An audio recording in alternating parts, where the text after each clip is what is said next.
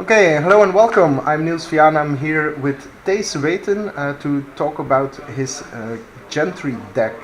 Thijs, welcome. Hey, hello. So, what kind of deck is it, and more importantly, what exactly does it try to do? Well, this is definitely an aggro deck, a special kind of deck because the thing this deck aims to do the most is going wide. You do that with cards like Pia and Kirin, Roller Rogue, and Sky Spawner, which all have very good synergy together.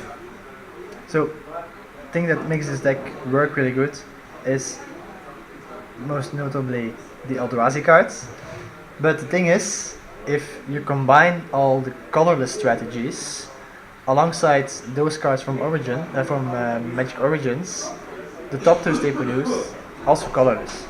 So basically, just jam the biggest creature you can, especially Aggregate, can get huge in most games, and try to kill them as fast as possible.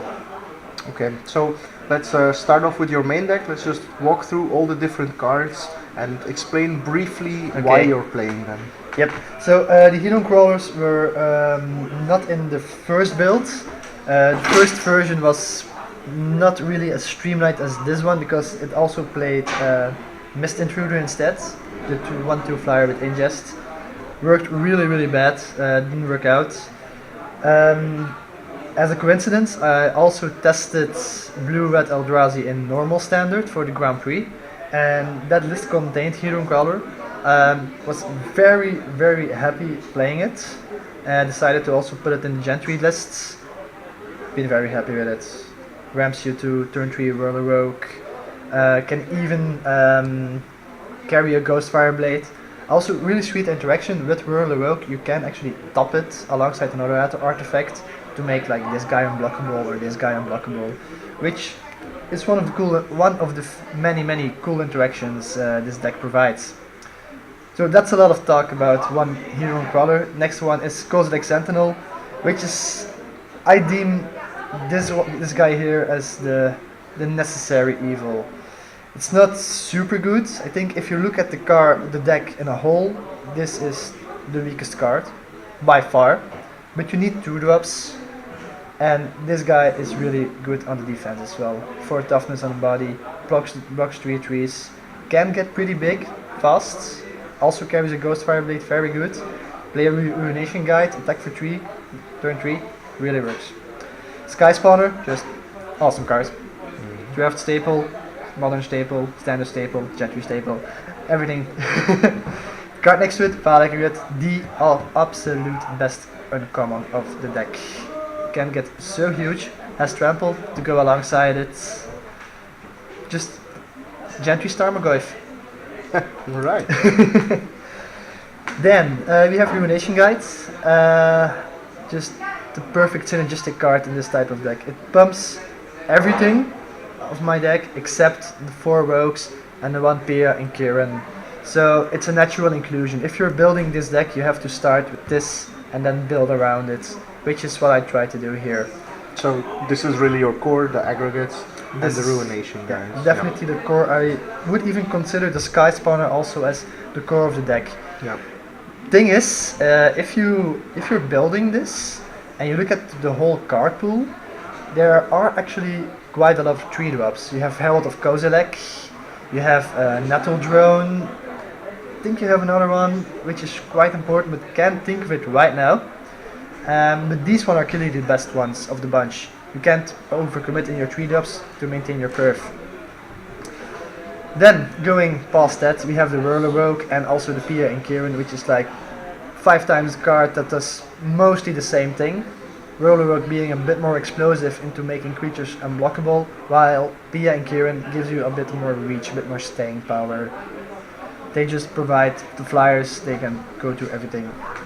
Also, this one here, Incubator Drone, first time I'm trying it tonight, because I'm pretty sure about 59 cards of the deck. This is the 60th, could be anything. Could be an extra land, could be a roasted uncommon, could be maybe a dispel. Still not too sure about that, so there's some playing area there.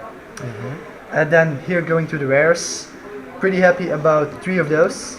Definitely playing all of them. The fourth one, Deep Phantom Skulker, haven't really had the chance to test him really, and still debating about that or Pia and Kiran Nalar's daughter, Chandra, the 6-drop Planeswalker, which is awesome if you look at the lore wise. Yeah. But thing is, I think Chandra is more powerful as a card and a whole, but Skulker has much better synergy. You Yeah. know, make some top turns, attack with them, draw a bunch of cards, just kill them really fast and bury them in advantage. So that's the creature suite. Think narrowed it down good. 8 removal spells, 4 outnumber, the absolute best removal spell in this deck. You clog the board so fast, it's gonna hit for 2, like really fast, gonna hit for 7 sometimes, can all kill everything. Fury Impulse, a bit the same like Cosmic Sentinel. I deem it a necessary evil to keep all the big aggro decks in this format in check. Yeah. Okay. So, interesting. A lot of people devote their uncommon slots to more power in their deck. You choose for a much more defensive option here. Yes, Tomb of the Spirit Dragon wins games on its own. Basically, you establish a board state where your opponent can have a reaction going like, okay, you have this, I have that, let's race. Tomb shuts that off. Having a board state while having Tomb just wins you the game on its own, because essentially it's not a race anymore. You gain 4 or 5 a turn, they attack you for 3, 4. It doesn't matter, you even gain a life in that scenario. So this one really happy with. Also, first time I'm playing it today. It's the first time it's in the deck now. Because of my experience also again with the normal standard version where I play 4 tombs, and I was so overwhelmed by the cards that I decided to devote a few of my uncommon slots to this guy here, this land here. Before it were I think 3 roasts, so I played a split of roast and fiery impulse, but I cut the roast in total for this instead. Really happy with that. Okay, so the next thing we see is we're playing a 2-color deck, and we only see 5 fixing lands. Yep. I assume that's because you want to play a more aggressive playstyle, and the untapped lands are more important for you. Yes, definitely. You could make an argument for 4 evolving wilds, 4 cliffs, but that's just too much for a deck that aims to curve like into 2-drop, 3-drop, 4-drop, 5-drop, even 2 6-drops. I don't play 1-drops though, so play some of them to really improve my mana a bit.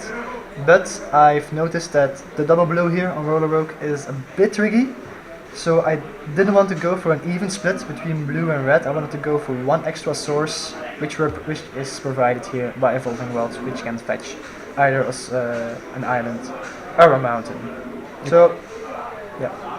Alright, so you have played this deck a little bit. Do you have a feel for what your good and your bad matchups are?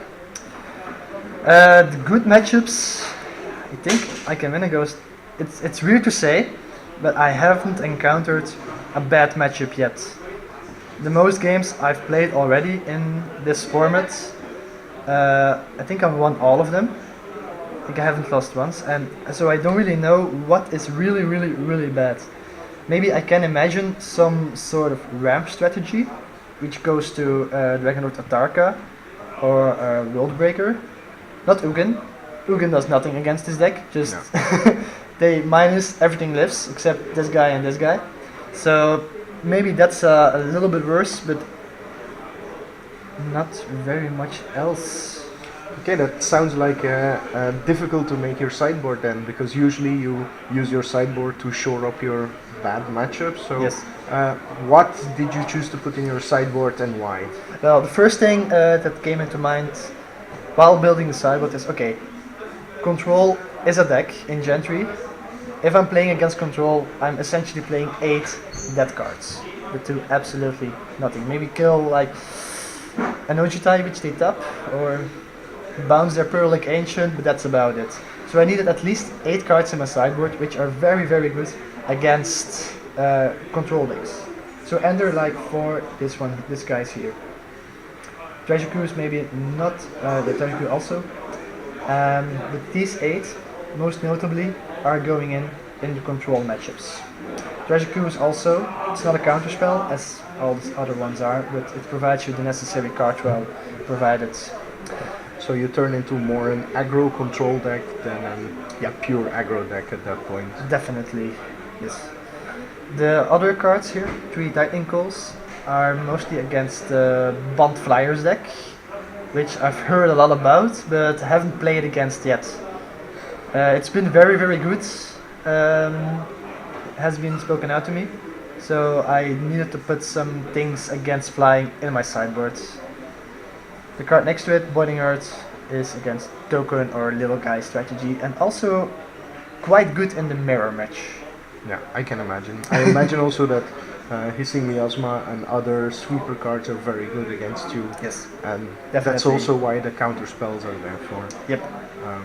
Okay, so we already touched briefly on some of the other rares and mythics you might use. Do you have any others that you can see people wanting to play in these decks?